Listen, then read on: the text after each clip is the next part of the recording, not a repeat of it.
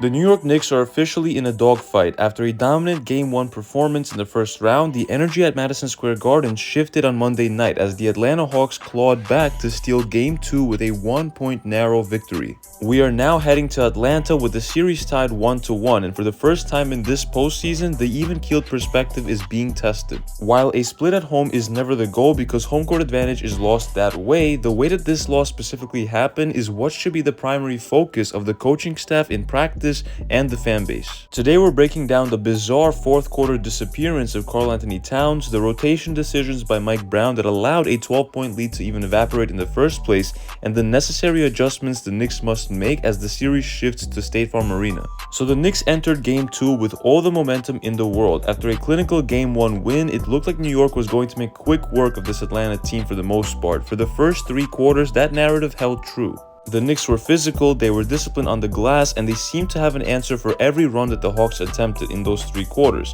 But by the end of the third period, New York held a comfortable 12-point lead, and the Garden was ready to celebrate a 2-0 series advantage. But the fourth quarter was a disaster. The Knicks were outscored 30-17 in the final frame. The offense, which had been fluid and balanced for 36 minutes, suddenly became stagnant and predictable. We saw a return of the forced jumpers and late clock isolations by Jalen Brunson, for example, that we thought this team had moved past from during their 53-win regular season run. When you allow a playoff team to hang around and give them some level of life, they eventually find their rhythm, and that is exactly what happened with Atlanta. They capitalized on every New York mistake, forced costly turnovers, and hit the big shots when the pressure was at its peak. This wasn't just a loss on the scoreboard, it was a loss of identity down the stretch. The most frustrating aspect of Game 2 was the usage, or lack thereof, of Karl-Anthony Towns in the closing minutes. We have to look at the third quarter to understand why this was so confusing. He was aggressive in the post, he was hitting his trailing triples, and he was the focal point of an offense that looked unstoppable. He single-handedly pushed that lead to double digits. Then the fourth quarter started and Towns was on the bench. While resting stars to start the fourth is standard procedure by any team,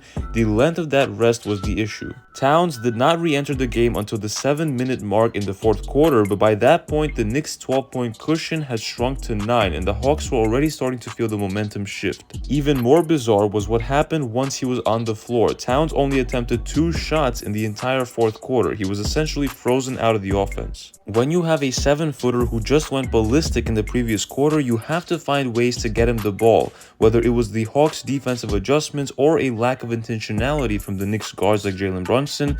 Failing to involve your most efficient scorer when the offense is sputtering is an analytical nightmare. For the Knicks to win this series as expected, KAT cannot be a spectator in the clutch. He has to be the primary option, or at least the primary gravity creator, to open up the floor for everyone else. And we also have to talk about the coaching decisions made by Mike Brown in Game 2. Brown has been phenomenal for this culture all year, but playoff basketball requires a different level of urgency. Keeping both Jalen Brunson and Karl-Anthony Towns on the bench for an extended period to start the fourth quarter allowed Atlanta to gain a foothold in a game that they had no business being in. In the regular season, you can trust your bench to maintain a lead for 4 or 5 minutes. In the playoffs, every possession is magnified. The Hawks sensed the vulnerability of the second unit and attacked. And by the time the starters returned, they were playing on their heels rather than their toes. The defensive rotations, which were elite the first 3 quarters, suddenly looked disjointed. The Knicks were late on closeouts, they were losing track of shooters in transition, and they allowed Atlanta to dictate the tempo.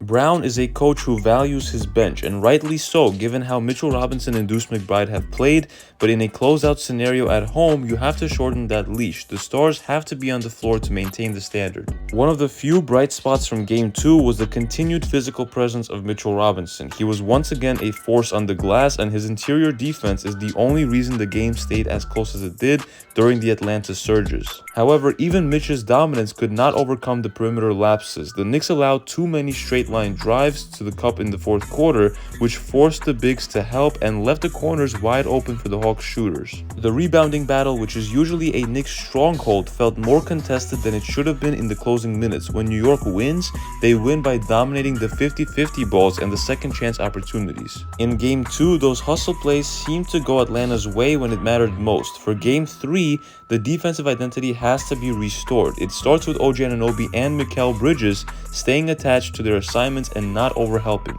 If the Knicks can keep the Hawks in front of them and force them into contested 2-point jumpers, the series shifts back in New York's favor. As the series moves to Atlanta for tomorrow night's and Saturday night's games, the pressure shifts. The Hawks will have their home crowd behind them, and they're playing with house money after stealing a game at the Garden. The Knicks must enter State Farm Arena with an even-keeled but aggressive mindset. The first adjustment is simple: involve KAT early and often throughout the entire 48 minutes. If the Hawks are going to double Brunson, the release valve has to be a Towns post-up or a pick and pop.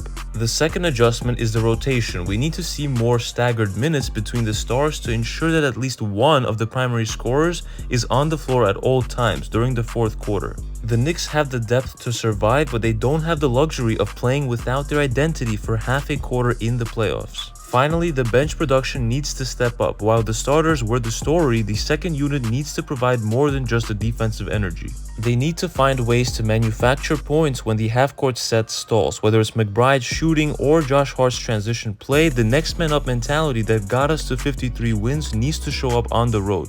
A 1-to-1 series is not a crisis, but it is a wake-up call. The Knicks are the better team, but being the better team on paper does not win the playoff games. It's about execution in the final 6 minutes. The Game 2 loss was a lesson in what happens when you take your foot off the gas and freeze out your stars. If Mike Brown and the squad can learn from the fourth quarter collapse at MSG, they have every opportunity to take back home court advantage this weekend.